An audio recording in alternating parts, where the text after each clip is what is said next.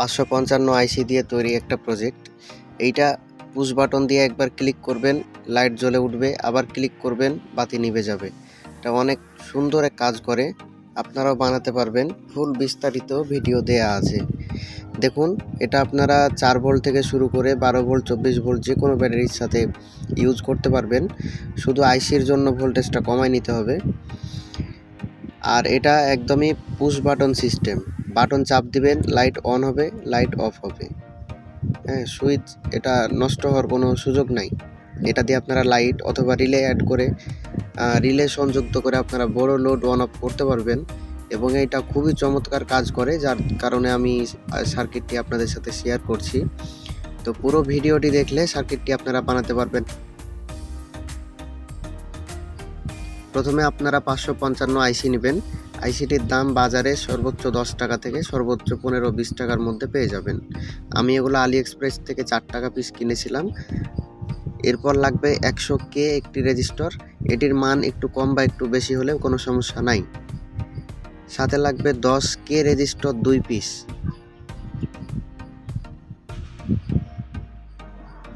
এবং একটি ক্যাপাসিটর লাগবে 1 মাইক্রোফ্যারাড। এটার ভোল্টেজ কম কিংবা বেশি হলেও সমস্যা নাই। এবং একটা পুশ বাটন লাগবে, এটা চাপ দিয়ে অন অফ করার জন্য। আমি এখানে বড় সাইজের পুশ বাটন নিচ্ছি, বাট আপনারা যে কোনো পুশ বাটন ব্যবহার করতে পারবেন।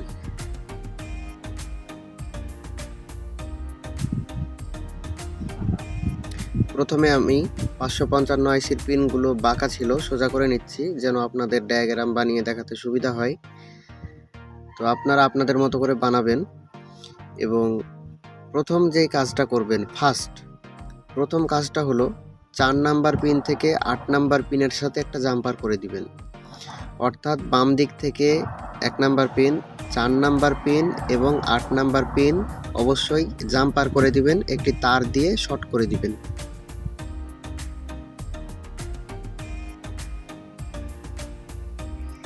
আমি এখানে রেজিস্টরের কাটা লেগগুলো নিয়ে নিচ্ছি এবং রেজিস্টরের যে পিনগুলো থাকে, ঠ্যাংগুলো থাকে, সেটা দিয়ে 4 নম্বর পিনের সাথে 8 নম্বর পিনের একটা জাম্পার করে দিচ্ছি।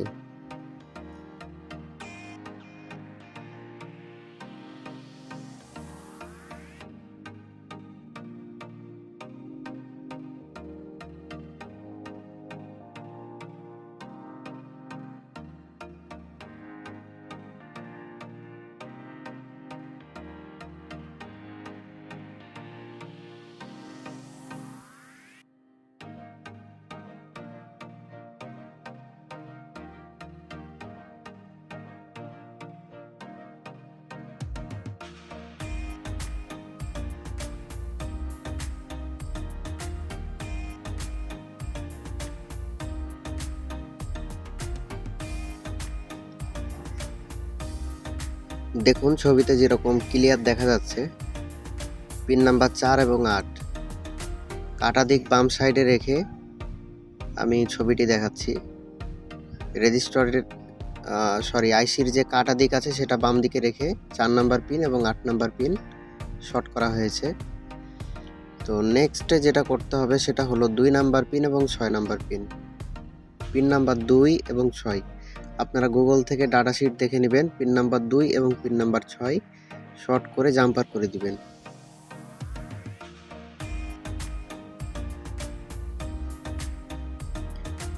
ছবিটি ভালো করে লক্ষ্য করুন। দেখুন, জাম্পার করার কাজ শেষ। প্রথমে 4 নাম্বার পিন থেকে 8 নাম্বার পিন একটি তার শোল্ডার করে দিলাম। এরপর 2 নাম্বার পিন থেকে 6 নাম্বার পিনের সাথে একটা তার দিয়ে শর্ট করে দিলাম।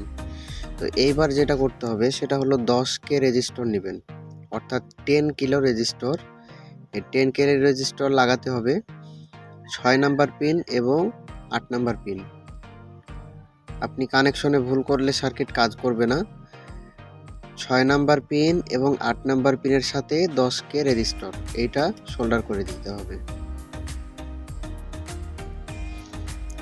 দেখুন, ছবিটি ভালো করে লক্ষ্য করুন। 6 নাম্বার পিন এবং 8 নাম্বার পিনের সাথে একটা 10 কিলো ওহমের রেজিস্টর। এরপর আরও একটা 10K রেজিস্টর নেবেন। টোটাল 2টা রেজিস্টর দরকার হবে 10K। এইটা লাগাতে হবে 1 নাম্বার পিনের সাথে এবং 2 নাম্বার পিনের সাথে। প্রথমে একটা 10কে আমরা লাগালাম 6 নাম্বার পিন থেকে 8 নাম্বার পিন।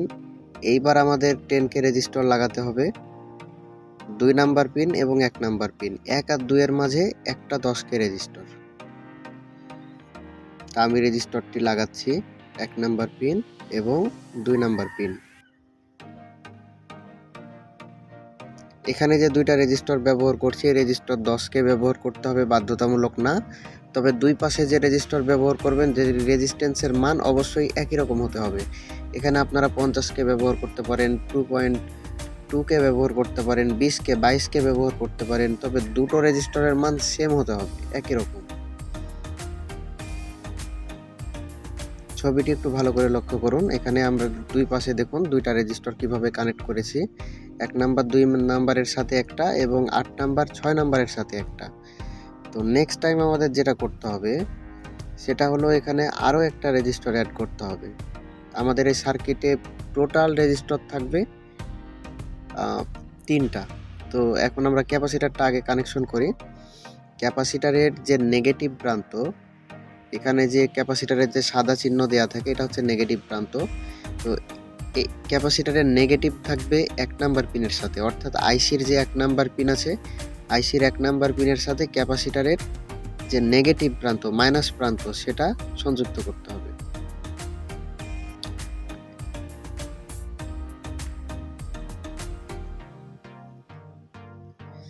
এরপর 100K রেজিস্টর, এটা 100K নিতে পারেন, একটু কমও নিতে পারেন, বেশিও নিতে পারেন।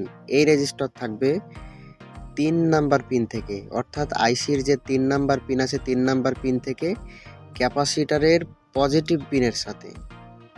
ভালো করে বুঝে নিন, এখানে যে আমি 100K রেজিস্টর নিয়েছি এটা হচ্ছে আইসির 3 নাম্বার পিন থেকে ক্যাপাসিটারের পজিটিভ সাইড যে ফাঁকা পড়ে আছে, অর্থাৎ ক্যাপাসিটারের প্লাস প্রান্ত যে ফাঁকা পড়ে আছে সেইখানের সাথে সংযুক্ত হবে।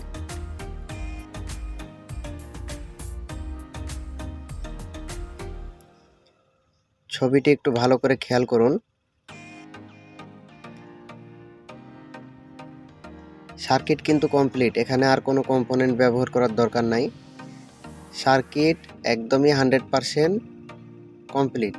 এখানে ব্যবহার করা হয়েছে মোট 3টি রেজিস্টর, 2টি রেজিস্টর 10K এবং একটি রেজিস্টর 100K, আর হলো একটি ক্যাপাসিটার 1 মাইক্রোফ্যারাড। তো নেক্সট যেটা করতে হবে সেটা হলো এই পুশ বাটন, যেটা আমরা চাপ দিয়ে অন অফ করব, এই বাটন কানেকশন করতে হবে।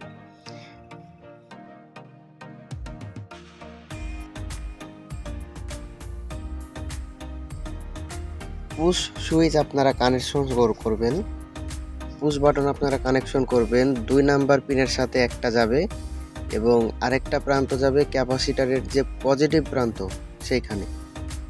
একদমই সহজ।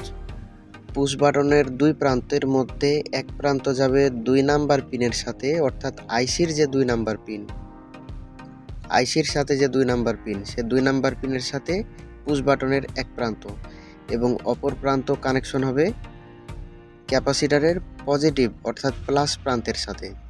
তাহলে আমাদের সার্কিট কমপ্লিট।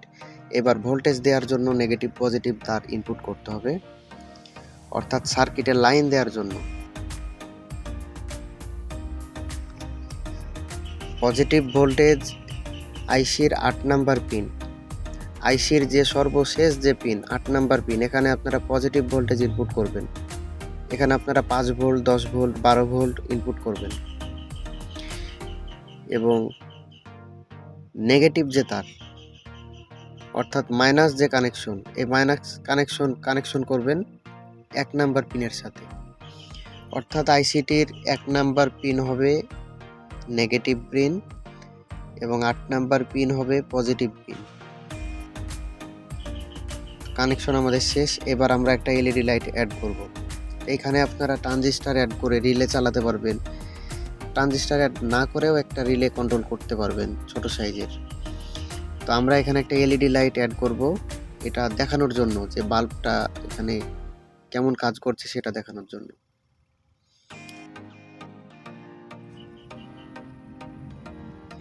এখানে আমি একটা ছোট সাইজের লাইট অ্যাড করলাম। লাইটের যে পজিটিভ প্রান্ত এটা আইসির 3 নাম্বার পিনের সাথে কানেকশন হবে, আর আইসির যে 1 নাম্বার পিন গ্রাউন্ড পিন, এই গ্রাউন্ড পিন এটা বাল্বের সাথে থাকবে। অর্থাৎ এলইডি বাল্বের যে আপনার পজিটিভ পিন সেটা আইসির 3 নাম্বার পিনের সাথে এবং নেগেটিভ পিন এটা আইসির 1 নাম্বার পিনের সাথে। তো দেখুন বন্ধুরা, এটা কত সুন্দর কাজ করছে, এটা খুবই চমৎকার কাজ করে। আপনারা যদি ঠিকঠাকভাবে বানাতে পারেন অসাধারণ কাজ করে, এবং এটা 100% কাজ করবে। আমি যেভাবে দেখালাম এটা শতভাগ কাজ করবে। আপনারা এটা দিয়ে কোনো মানে প্রয়োজনীয় কোনো একটা সার্কিট তৈরি করে ফেলতে পারেন। তো আজকের ভিডিওটি এই পর্যন্তই। ভালো থাকবেন, আসসালামু আলাইকুম। আর এই সার্কিটের যে পিডিএফ ডায়াগ্রাম, এই ডায়াগ্রামটা আমি ডিসক্রিপশন বক্সে পিডিএফ আকারে দিয়ে দিব। ওইখান থেকে আপনারা ডাউনলোড করবেন এবং ডায়াগ্রাম দেখে দেখেও বানাতে পারেন, অথবা আমার এই ভিডিওটা দেখে দেখেও আপনারা বানিয়ে নিতে পারেন। তো সেই পর্যন্ত ভালো থাকুন, আসসালামু আলাইকুম।